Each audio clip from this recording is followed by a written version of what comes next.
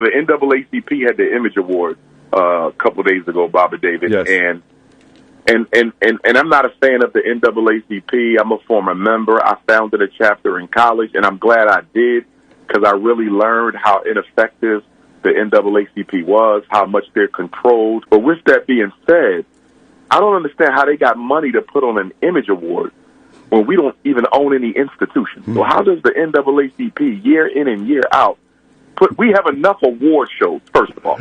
I'm so sick and tired of black people awarding themselves. I'm tired of we got BET Awards. We got the Vibe Awards, Soul Train Awards. We got Oscars. We got Emmys. There's enough awards in the black community. We don't need no NAACP Image Awards. But be that as it may, that they've decided to waste money on this award show. That's been going on for a while now, at least 20, 30 years. But with that being said, they gave Dwyane Wade's biological son, who is now a legal transgendered woman. Female. He ain't a woman. He ain't but 14. Right, right. Well, legally transgendered female got a Human Rights Award. And I'm trying to understand, how does a child get a Human Rights Award from the oldest civil rights organization in the country for getting a sex change, which, in my opinion, no child is supposed to be making a permanent, lifelong decision during their childhood. That biological boy is only about 15 years old. 14. And what's going to happen when he turns 22 and start liking women?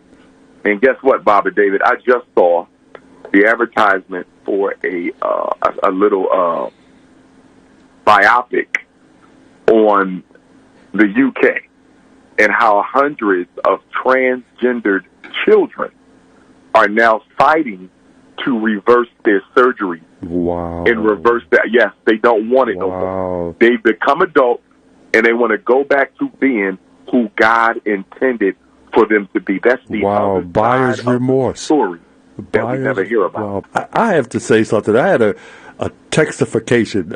I don't mean a conversation, but a textification today online with this person, and they were saying that people should boycott the Roots Music Festival because it has Dave Chappelle and a couple of other people on there that had supposedly had said some unkind words about gays. And it was a black person. I said, look, it's really interesting that you find it appropriate to tell people to boycott black performers because they said something maybe anti-gay, but I don't see you saying boycott people that are being anti-black. Absolutely. And that right there is a trend, Baba David, that was given birth to by President Barack Hussein Obama. It was Barack Obama who deliberately took the spotlight off of black people issues and anti-black hate and put it on LGBTQ issues and LGBT hate. He did that. And, you know, when black people, I see a lot of us now waking up and recognizing that supporting all of these other so-called marginal groups and organizations, a lot of us are starting to wake up and realize this is just a trap. It's a distraction to get black people to stop worrying about what matters most to black people. And because we are so multicultural, which grows out of our collective self-hatred, black people are always ever ready and willing to lend a hand to somebody else's cause. But none of these other groups ever lend a hand to our cause. Most LGBTQs are anti-black. They are just as racist as any other white person. I said that. I'm telling you, the black homosexuals know that they are an afterthought in the LGBT movement's agenda. In fact, black homosexuals and lesbians are to the LGBTQ movement what black people are to the Democratic Party. It is the same relationship. You are an afterthought. We don't care about you, okay? And the only time we call on you is when we need to use you for something. That's the only reason that they call on them. And I also believe that it is an absolute contradiction to call LGBTQs a minority group. I still need somebody to help me understand how can being white and gay or white and trans make you a minority group. If you are a privileged white male in America, Still got the privileges. Being gay take away your privilege? It doesn't. It doesn't. If you are a white woman in America, being a lesbian does not take away your privilege. And because we know that the LGBTQ movement, like the women's rights movement, was financed, funded, and operated by the CIA and the FBI, these are government-funded groups. How can they be a minority? With the objective of breaking up the family. With the objective of breaking up the family. In fact, one of the reasons why the CIA, well, we know why the FBI funded the LGBT movement. That was to eclipse the black civil rights movement in the aftermath of Dr. King's murder. That's why those gay riots that took place, the Stonewall riots, they only come, maybe 2 years after Dr. King's murder. It was not a long time. So they didn't hesitate to make sure they blocked out the black agenda with the gay agenda. So that's why they gave birth to the gay agenda, to suffocate the black agenda. And then the reason they gave birth to the woman's rights agenda was to get the women out the home. 3 main reasons why they created the women's rights movement. Number one, get women out the home because they needed more workers. American capitalism, the corporations, the businesses, they were running out of labor, and they didn't want to bring the Mexicans in. So they said, if we're running out of labor, what are we going to do to get more workers? They said, we got to put the women to work. But what we're going to do is we're going to propagandize this to make it look like the woman is being oppressed. Not to say she's not, but they didn't care about that. Their agenda was not helping women escape chauvinism. Their agenda was being able to exploit the labor of women for capitalism. So they painted this nice, rosy picture to women that you have a right to work, you have a right to a career, you have a right to the pursuit of anything you want, just like your man does. And they pay no attention to what would happen to the children once the women got out the house. And Baba David, it's no coincidence that social media sprang up right after they got the women out the house. All this was organized. This was a collective, systemic war to get the women out of the home so the government could control the minds of the children. So when you look at the world today, not only America, not only black America, but when you look at the world today, the husband is pursuing his dreams. The wife is pursuing her dreams, and the children are at home all day long after school on social media being indoctrinated and brainwashed. That is exactly how the power structure wanted it. Think about this for a minute, Baba David. If they didn't get the woman out the house, so the first purpose of the women's movement was to get the women working. They needed their labor. They needed to exploit their labor, and they had to make it look good for the women. So that's number one. We need y'all to work because we're running out of workers. That's number one. They also wanted to be able to tax the women as well so they can use that revenue for other things. So it was about turning the woman into a slave wage earner. It was not about her liberation. Number two, to get the woman away from the child. Because the woman, the mother, was always the guard dog. She was the protected. I take back guard dog. Not as good as first line of defense, right? She was always the protector. You had to get through the mother to get through the child, as you do with any living organism. The mother often protects while the father is out hunting and earning a living. That's right.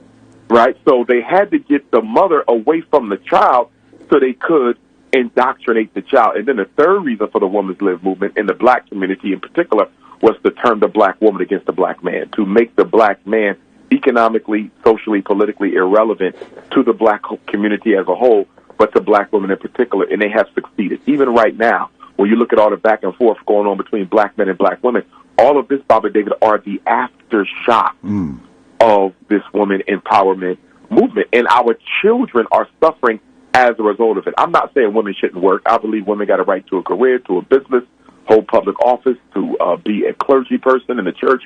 I have no issue with a woman in leadership at all. I can serve with a woman in leadership. I can serve over a woman in leadership. I can serve under a woman in leadership. I don't have an issue. But with that being said, we have to balance this out so the children always have an adult at home. So if the man is going to work for 5 years and the woman going to work for 5 years, or y'all going to do a year and year, or somebody going to run a business from home, somebody needs to be home with these children. Because guess what, Baba David? This childhood transgender war against our kids, where they're brainwashing our kids into getting sex surgery as children. I can't even believe we're having this conversation. I cannot believe that there's a such thing as childhood transgenderism. But with that as it is, Baba David, this never happened. This never happened if you never get the women out the house. There's no way they would be able to indoctrinate the children like this if you never get the women out the house. And the second thing I'm going to say, they would never be able to push childhood transgenderism on our children if we ever gave up our independent black schools. Two big mistakes we made as a people. We gave up our independent black schools, and we allowed no parent to be at home. I don't want to say the woman had to work. It could have been the woman who needed to work and the man who needed to stay home. But removing both parents from the home was a big mistake that Black America is suffering from. But I would say that, when they threw us in the dirt, they got dirty too, because their families are breaking up as well. Their women have become what they wanted to so-called independent and not needing their own man and running around with less morals themselves. It ain't like it's just black women. That's true, but I'll tell you this, Baba David, in my observation and in my study, I noticed that there's a difference between the white feminist and the black feminist. Rarely will you see the white feminist deride white males en masse over social media or in the news. You don't see that. Rarely, even on YouTube, rarely will you find a white woman just categorically dismissing all white males, calling them useless, no good, they need to be exterminated. You don't see that. In other words, the white woman may be a feminist and she has her issues with the white man, but she has never criminalized the white man the way that black women have criminalized the black man. And I would also say the way that black men have criminalized the black woman. You ain't never seen no other man in this country. You ain't never seen a Chinese man, Latino man, Arab, East Indian, European Jew. No man except the black man has ever publicly ridiculed and denounced his woman the way black men are doing black women and the way black women are doing black men. And the sad thing about it, Baba David, is feeding right into the LGBTQ agenda for black children. We're feeding right into it because public school and media are telling our kids to be gay or get a sex change. That's their recipe for love. Okay? Get a sex change or find somebody of the same gender. And then they look at us, the heterosexuals, and it's like the heterosexuals can't get along. So if the black heterosexuals can't get along, maybe what the government is telling me is what I should do. Maybe what my teacher is telling me in the classroom is what I should do. And I would argue that we are doing a better job of turning black boys and girls against traditional black love than even mainstream media in public school is doing with this back and forth fighting. Well, I just want to make a disclaimer that, we're not gay bashing at all. We're just telling the truth as it is. Just tell the truth as it is. Or harm to anybody. That's right. But we have to have a serious conversation. That's right. About what's best for black America. That's it. That's number one.